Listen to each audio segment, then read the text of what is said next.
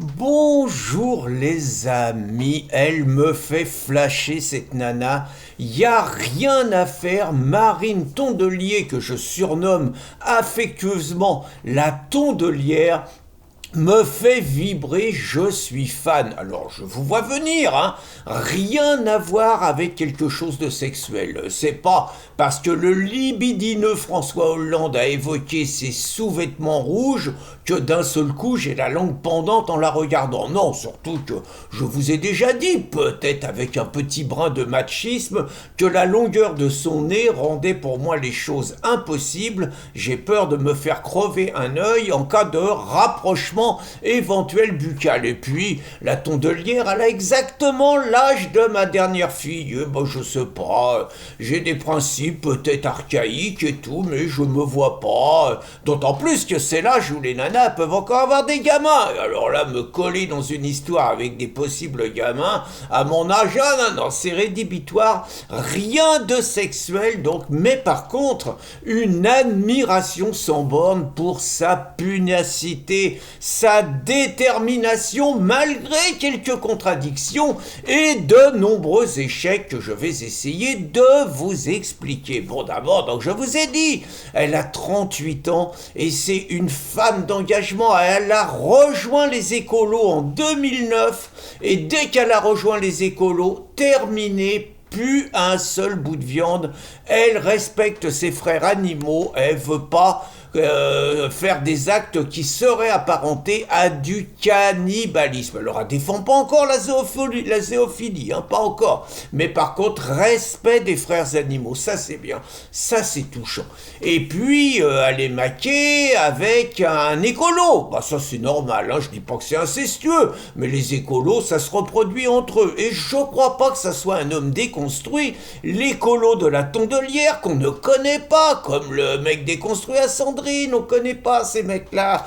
Mais par contre, ensemble, ils ont eu un bambino. Et c'est là que c'est émouvant, parce que la Tondelière, il paraîtrait qu'elle serait catholique. Mais attention, hein, catholique, tendance dialogue interreligieux. Hein. Et donc, elle a appelé son fils Joseph. Il y a un petit côté Zemmour, vous voyez, chez la Tondelière. Elle a donné un prénom français à son enfant. C'est un peu réac, hein, c'est un peu chauvin, c'est même un peu nationaliste. Et puis, ce qui est bien, c'est qu'elle a de la détermination. Elle n'a jamais gagné une élection sous son nom. Elle est conseillère régionale, hein, mais bon, parce qu'elle est sur une liste et il suffit d'être sur une liste pour être élue. Mais sous son nom, elle n'a jamais réussi. Et pourtant, à Hénin-Beaumont, elle mène un combat impitoyable contre la bête immonde et avec une efficacité exceptionnelle, puisque lors des dernières élections, la Tondelière,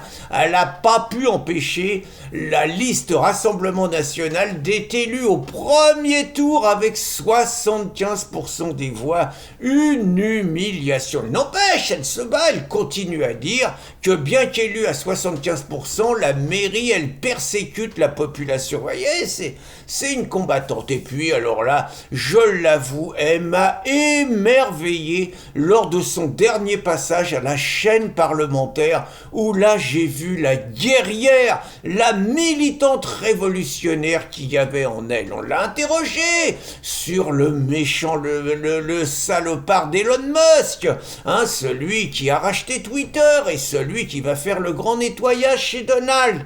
Et donc, on lui a dit, qu'est-ce que vous en pensez? Twitter, c'est abominable, il n'y a pas de censure. Avant, c'était mieux. Avant, au moins...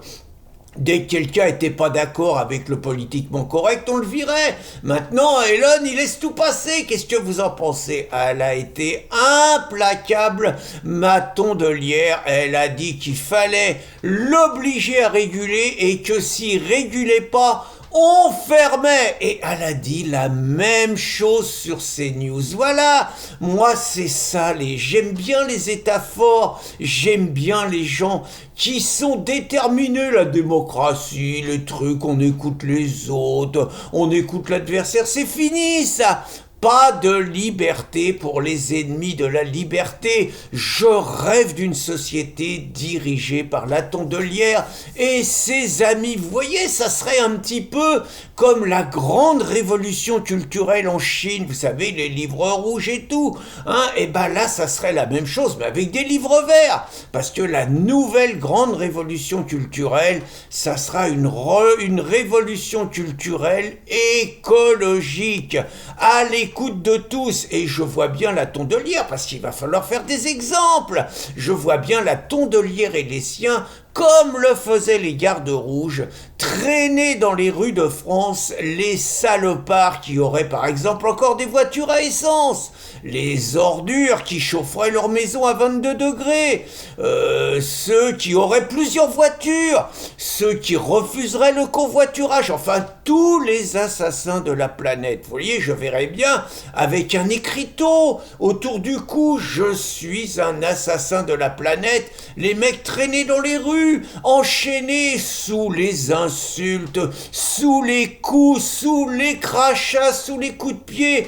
Ah, ça serait beau, ça serait pas comme la Chine. Comme la Chine, il faut que les Français comprennent que l'essentiel c'est ça, c'est la planète.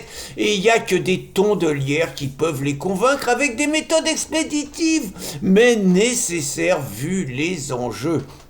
Et puis, je trouve qu'elle a du courage parce que franchement, elle défend les agriculteurs. Honnêtement, c'est émouvant. Elle défend les agriculteurs, elle défend même elle combat même le libre-échange. Elle dit qu'elle est contre le Mercosur. Elle est presque prête à rétablir les frontières, à prendre des mesures protectionnisme.